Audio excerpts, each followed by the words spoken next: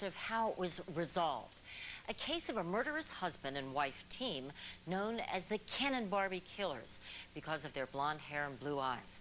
It started with a baffling and terrifying string of rapes. CNN's Brian Cabell has tonight's Cracking the Case. From 1987 to 1990, he struck fear into the hearts of the women of Toronto, and he eluded the grasp of Toronto police. He became known as the Scarborough Rapist because the attacks took place in the Scarborough section of East Toronto. 19 assaults in all. There was some very brutal, cowardly sexual assaults, attacking defenseless women from behind and just pummeling them and brutalizing them.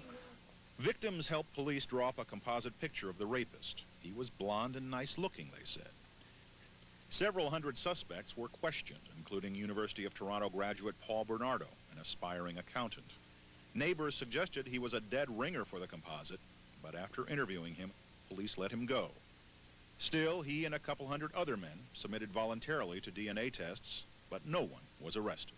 At that point in time, there was only one scientist assigned to the center who was qualified to conduct these tests. And back then, you didn't get DNA results as quick as you do now. The rapes continued. The frustrated police waited patiently for the backed-up DNA test results, and Paul Bernardo remained free. In fact, he got engaged to his sweetheart, a blonde veterinarian's assistant by the name of Carla Homolka. She lived with her family in St. Catharines, a city about 50 miles south of Toronto. Bernardo began spending more time there, and interestingly, the Scarborough rapes finally came to a stop at that time. But on Christmas Eve 1990, in the family's home, Carla's 15-year-old sister Tammy choked to death on her own vomit. Turns out, police say, she had been drugged by Carla and raped by Paul while Carla watched.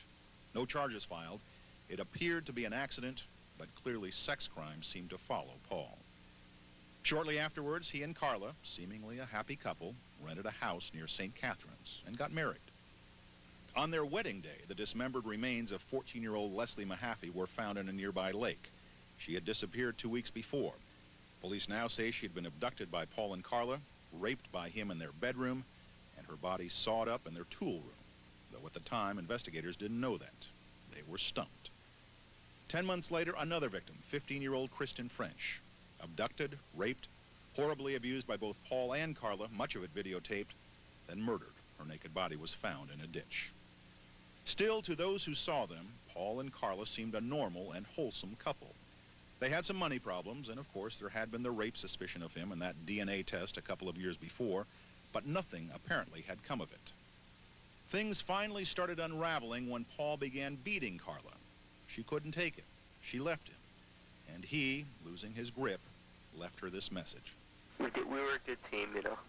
We were the best team, you know. We were great, man. United we stand, together we fall. I'm gonna fall for us, okay? You keep standing, pal.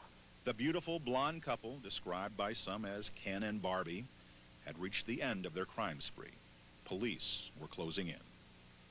Brian Cabell, CNN. How did police end up cracking the case of the Ken and Barbie Killers? We'll find out in just a moment. Stay with us.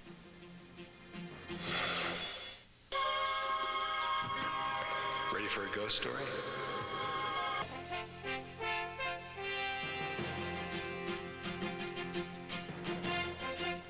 Paul Bernardo, a serial rapist. Carla Homolka, his young wife, who helped him rape and torture 3 teenage girls, including her own sister.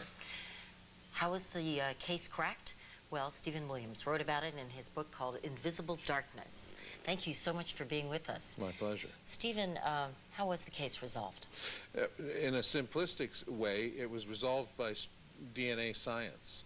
And by a composite, his friends turned him, called him in, and he went in for a interview, and they took samples as they were doing. DNA? And well, they took swabs to do DNA analysis on them, and ultimately that was the tourniquet. And yet, earlier, police had actually picked him up, took DNA samples. The composite picture matched perfectly. Yeah, the composite was very, very accurate. Yeah. By that time, he'd raped maybe 8 or 9 women. Oh my goodness. And yet, they let him go earlier. Yes, they let him go because, you know, I've often, looking at this as closely as I've done, modern policing tends to replace common sense with science. Uh-huh. And you know, a policeman very involved with the case told me that if they don't have DNA, they can't get a prosecutor to even look at it. And I think that that's one You of the mean today? Today. Yes. Yeah. Well, they were even talking about it in those days, and yet it was a very new science. You know, it had only been used in 1986 to solve the first case in England. So it was. This is 1989, 1990. Right. Right. So they were still using science, and sometimes I wonder if it's not the bureaucracy of policing looking for excuses, you know. Right. So there was one other thing that was found, some gruesome videotapes of the two of them involved with one of the victims. Yes. Well, why? Why did they videotape it? Well, I think, you know, taking trophies is not unusual for these kinds of criminals, particularly, you know, sexually driven crimes.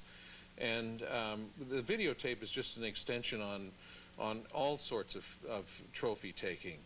The thing is, videotape tends to capture the imagination and twist it. So the idea that videotape was part of the evidentiary basis for this ultimately really made the case something more than it might otherwise have been. Yeah, but from their viewpoint, why were they doing it? You say... well, you know, as far as one is able to see into the mind of people who would do such things, I think it's all a question of reliving the crimes. I'm not an expert, but what the experts say is the trophy-taking aspect is about reliving the crimes. And you know, the Moors murders in the 60s in England, they took Polaroids. They didn't have videotape, but they took Polaroids and made audio tapes of their victims. So it's not surprising that they did that. What happened to the two of these people? Well, ultimately, because there were a number of police forces involved, ultimately, because they moved through jurisdictions. She confessed, right?